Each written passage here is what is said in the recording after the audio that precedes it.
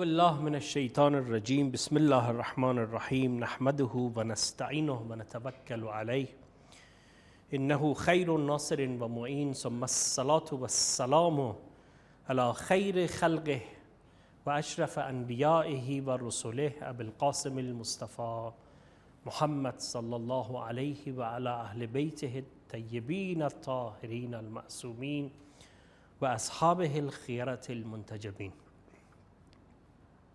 The topic of our discussion is Imam Hussein in Quran.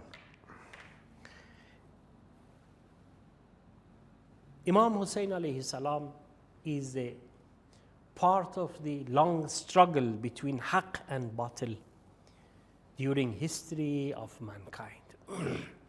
If somebody asks me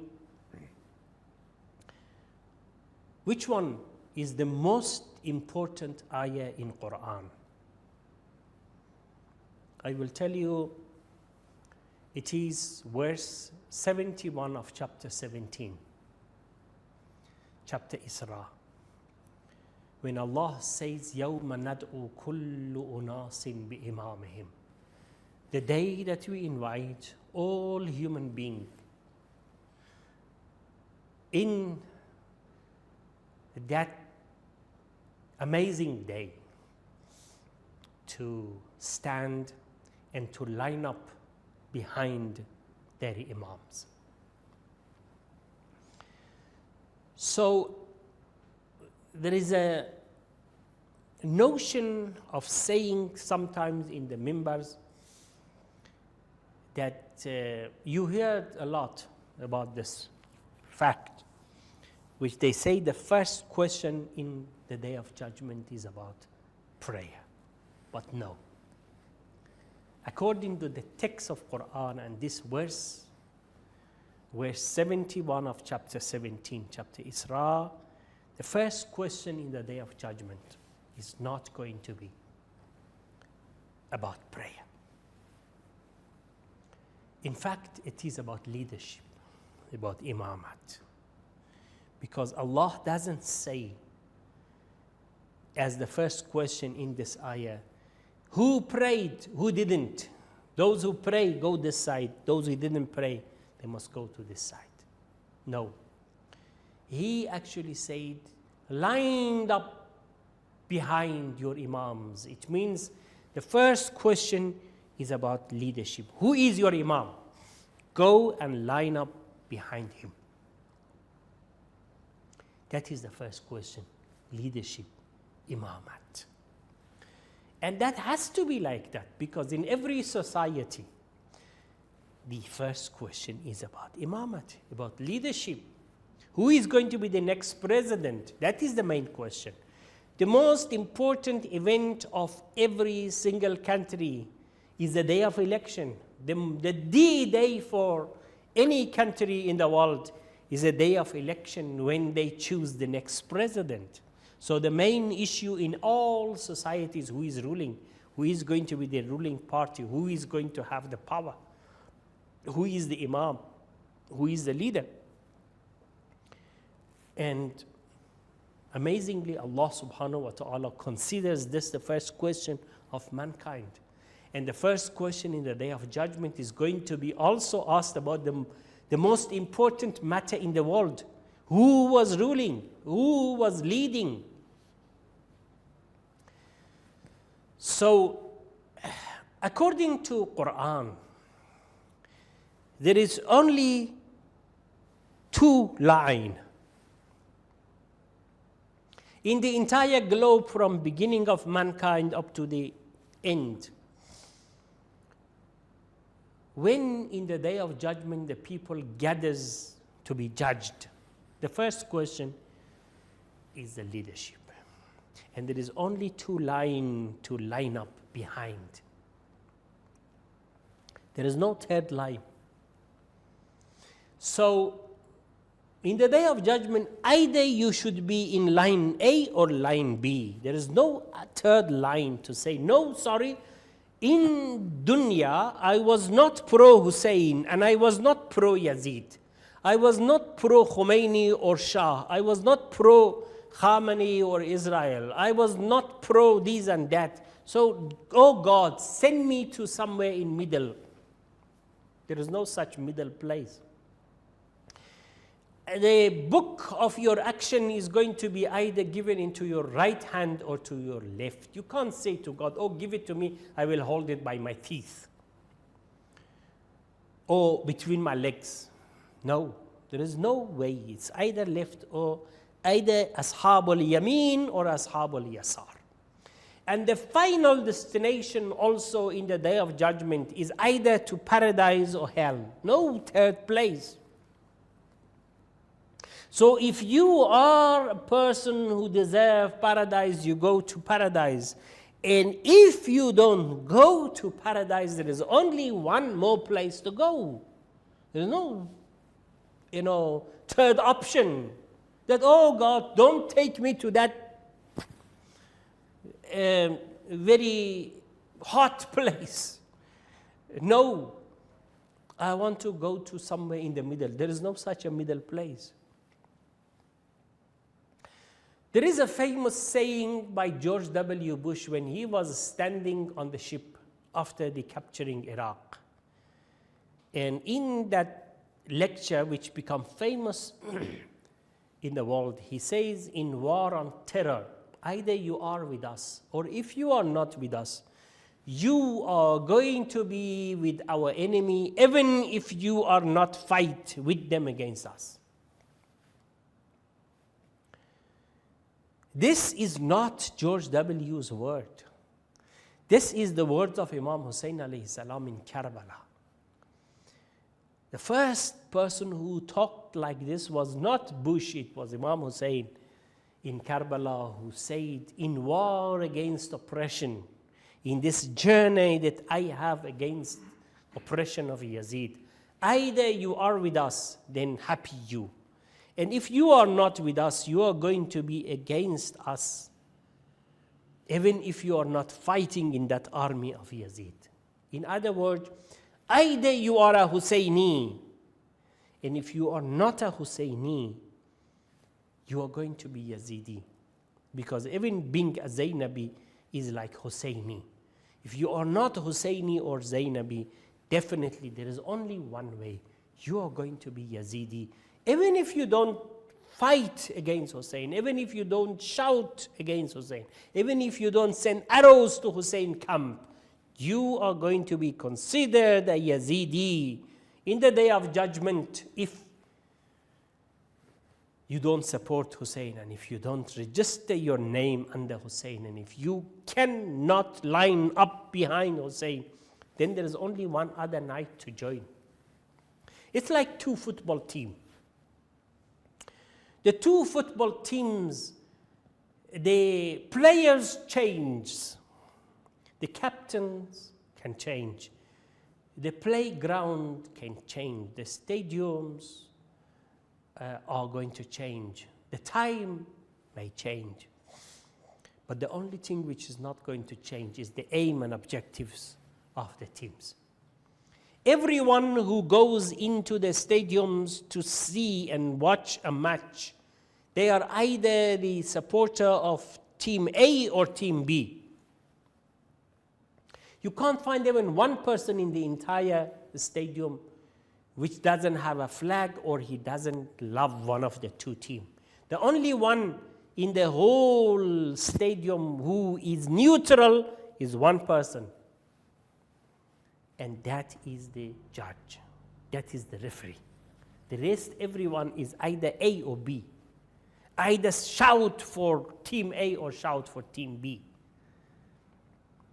There is no such person to be happy whenever a goal goes into the net. No. When the net goes, when the net receives goals, some people in this ground are happy and some people are sad. It's the story of Haqq and Batil. Players change, but the aim and objectives of the teams are going to stay alive. It is possible for you to have a match this year, and in the next 60 years, you don't have no match. All of the people of the team, all of the players, the referees, the judges, the trainers, the captain, all died. No one is alive anymore.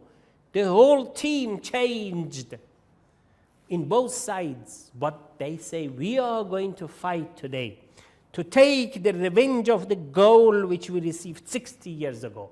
The aim and objective remain alive, but the players always change. This is the story of Haqq and Batil. Always the players of the two teams change, but the aim and objectives of the team is going to stay alive.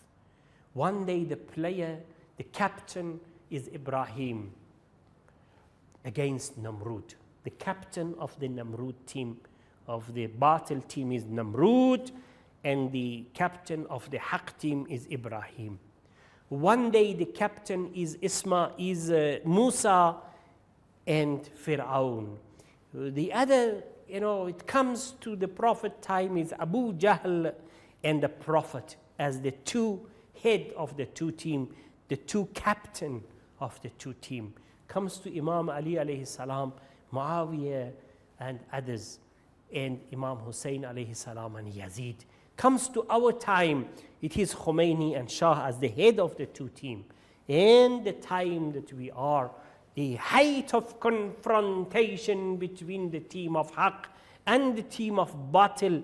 The playground is in Palestine and today in Lebanon. Haqq and Batil is fighting. What is happening today in Gaza and in Lebanon is the fight that Ibrahim and Namrud was doing that time, Musa and Fir'aun had in his time, Ali and Muawiyah was doing in his time, and Prophet and Abu Jahl was doing in his time. This is the same fight. The team changed, the directors changed, the captain changed, the playground changed, but the aim and objective of the team always is the same. Today, also, we have the same fight as the fight of Hussein, as the fight of Ali. This is the fight that if Hussein was alive today, he was going to be in the side of Palestinian, and if Abu Jahl and Yazid was alive, they were in the side of Israel. As great man, Ayatollah Shaheed Mutahari has got a famous lecture, and this lecture was done before the Islamic Revolution of Iran. Before the victory of Islamic Revolution, Ayatollah Shaheed Mutahari has got a famous lecture. He says, Wallah, the Yazid of our time is Shamir. The Yazid of our time is Sharon. The Yazid of our time is Moshe Dayan. And he says, Wallah, if Rasulullah was alive today, he was in the side of Palestine. He says, Wallah, our fight in Palestine is like fighting in Karbala. Because Allah has got a team, and Shaitan also has got a team. Haqq has got a team, Batil also has got a team. These two teams has got historical conflict, which didn't start today or yesterday, and it continues this struggle. One day, the team of Haqq wins, like in the story of Musa and Fir'aun. The other day, the team of Batil can win, like in the case of Hazrat Isa alayhi salam and the enemies and the Jews. One day, in Uhud, you receive a goal, but in Badr, you will win. In Khaybar, you will win. One day in Saqifa, you receive a goal, but one day in Jamal and in the war of Nahrawan and the war of Siffin, you win. One day they kill the captain of your team, Imam Ali alayhi salam. The other day they can kill the captain of the Haqq team, Imam Hussein alayhi salam in Karbala. But this revenge of the goal that we received in Karbala is not taken. The day that Islamic Revolution in Iran become victorious, we have actually managed to compensate one of the goals. And from that time, the wave of the victories has started. They wanted to beat us during the war between Iran and Iraq, but we emerged victorious. In Lebanon, we did manage to hit them another goal. And the same way today in Gaza, the fight is going on. The teams of Haqq and Batil, both of them are fighting. They are playing at the moment. And let us wait who is going to be the winner there. Who is going to receive goal? Who is going to beat them? And this is the confrontation which has been in the past. Haqq and Batil never stop conflicting, never stops fighting with each other. That's why Allah subhanahu wa ta'ala mentioned this ayah in Quran that يَوْمَ نَدْعُ كُلُّ أُنَاسٍ بِإِمَامِهِمْ. Let me explain about this matter a little bit more. The criteria of being in the part of Haqq is not prayer, is not fasting, it's none of all of these things.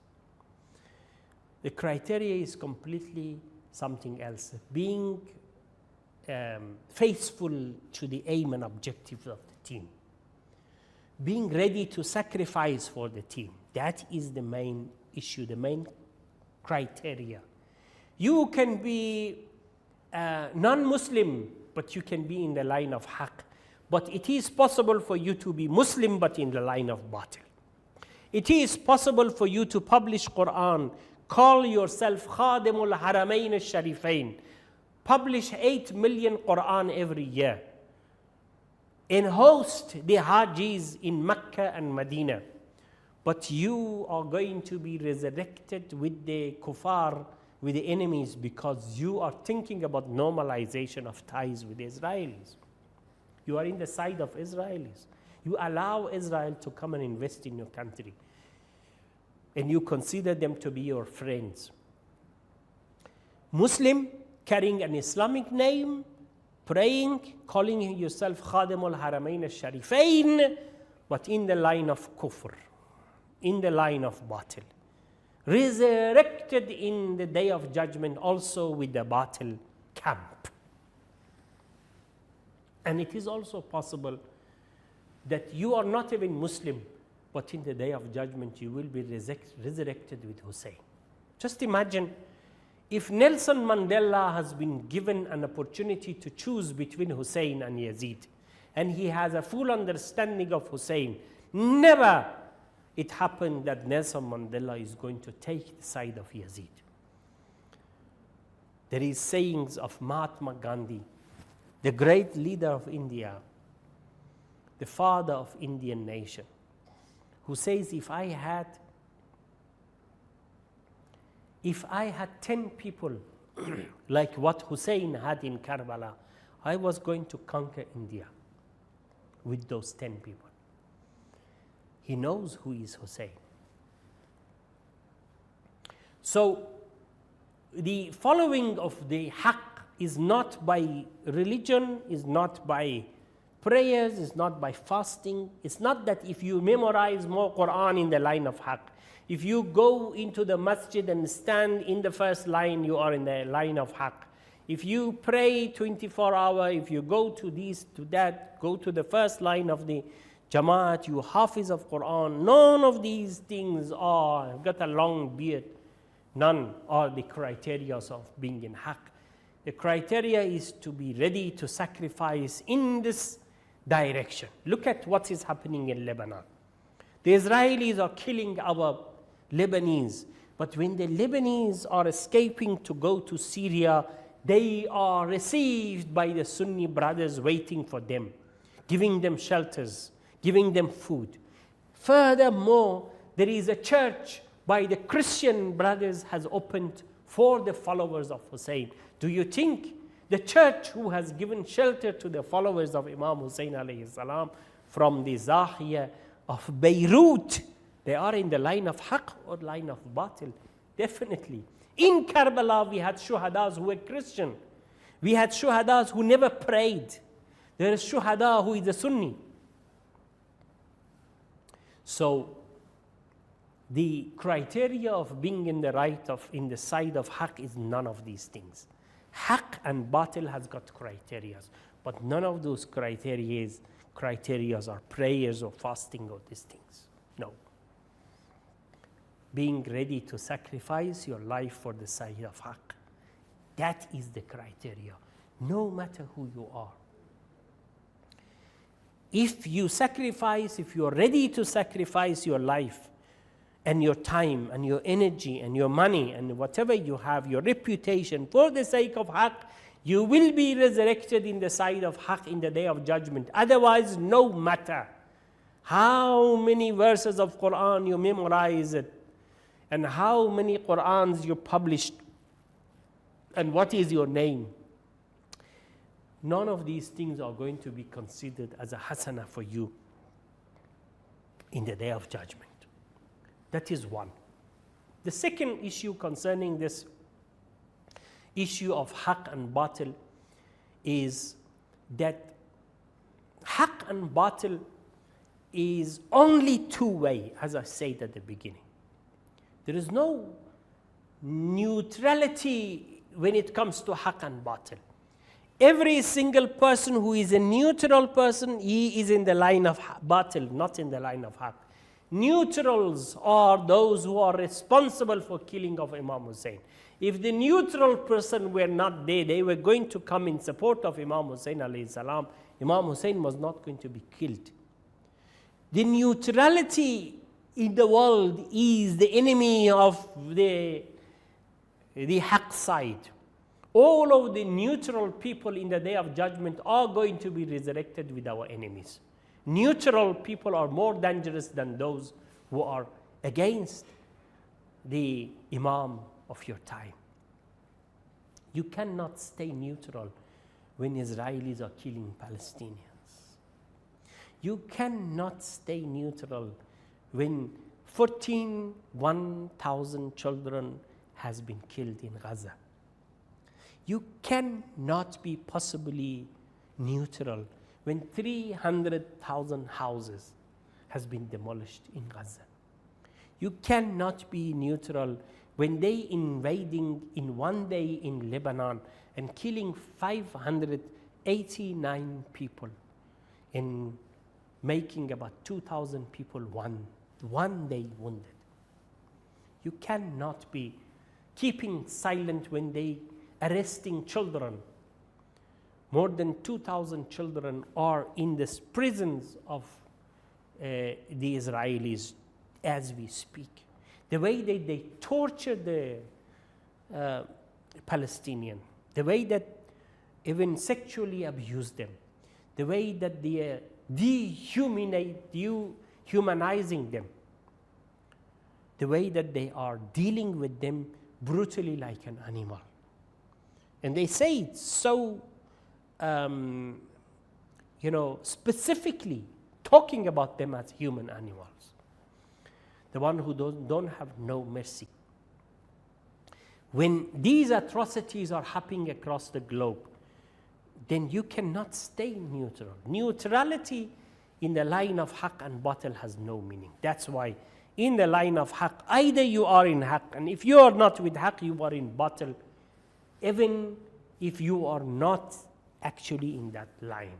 As soon as you remain silent about the oppression in Gaza, you are in the line of batil. As soon as you don't raise your voice against the oppression, you are in the side of haqq. You are helping the Israelis by your silent, my brothers, my sisters, if you don't raise your voice. If you don't do something about this issue, you are in the line of batil. No matter if you are in Gaza, if you are in the army of IDF or not. That is not the criteria. Keeping silent will make you to be an Israeli, in other words. Then keep silent.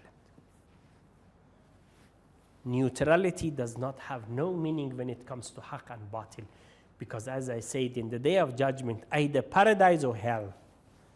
A person who kept silent about 41,000 killing children in Gaza, in the day of judgment, God should send him where? Send him to stay with Hussein to be next to Ali Asghar, to be sitting next to Ali alayhi salam, impossible.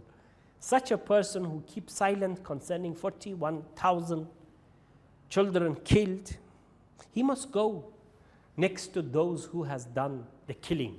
And that's going to exactly happen. So the most important duty that we have today is taking side. The most important duty that you have today is not eating. It's not praying. It's not fasting. It's not anything else. It's not education. It's taking side to find out who is haq and who is batil.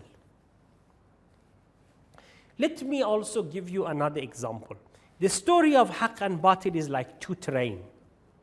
If your aim and objective here, your final destination is, for example, Mashhad in Iran, for example, and you are in Tehran trying to go to Mashhad, there are a lot of trains which goes to different destinations, but the one train goes to Mashhad. The other trains doesn't go to Mashhad. It goes to anywhere, it doesn't make difference, but it doesn't go to Mashhad. There is only one train that you should get in. So the first question when you arrive into the train station is not which train is more luxurious, which train is more fast, which train is more luxurious, which train has got Wi-Fi, which train is faster. No. Which train is cheaper? No, those are the secondary issues. The first question is, which train goes to Mashhad? That is the first question. يَوْمَ نَدْعُ كُلُّ أُنَاسٍ بِإِمَامِهِمْ.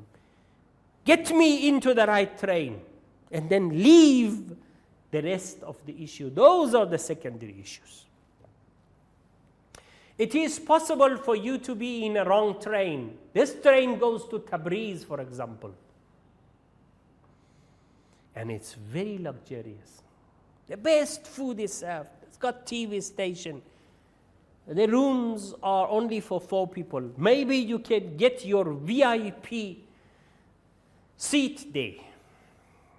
Has got all facilities that you can think of, and he is fast. But my brothers, my sisters, this train luxuriously taking you away from the right direction, which was going to be in Mashhad. So even the goodness of this train is against you. Here we understand why the people of haq, whatever they do, it will be considered, and the people of batil, whatever they do, it will not be even considered. As in the day of judgment, only the questions will be directed to the people of haq, because people of batil, without any questions, they will go to hell. What question you want to ask about somebody who is in the wrong train? What you want to praise him for having a fast train, for having a luxurious room, for having a TV, for having a Wi-Fi? All of these are at the service of you being taken away from the right direction. These are all against you. So even your goodness tends to be a bad thing. But if you are in the line of haqq, and if you are in the right direction, no matter what happens, finally this train will take you to the right direction, to the right destination. You will arrive in Mashhad by hooks or by crooks. You will reach there. You will reach there, and this is the right direction. Even if in this train a murder happens, even if this train is not fast, even if this train is not fast, even if it gets probably some problem during the road, get breakdown, for example, even if the room that you have is cold, even if it doesn't have TV, if it doesn't have Wi-Fi or food, but this train is going to Mashhad. And if you are in this one train, you are there. If you are not in this one train. No matter in which train you are in the wrong train. Because the train which goes to the right destination is only one.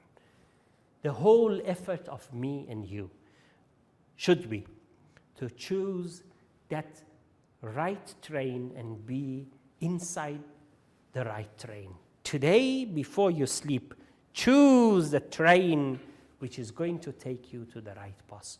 Because if you are in the wrong train, your life is going to be haba'an mansura. But if you are in the right train, tuba lak, and congratulations. وآخر دعوانا أن الحمد لله رب العالمين وسيعلم الذين ظلموا أي منقلب ينقلب.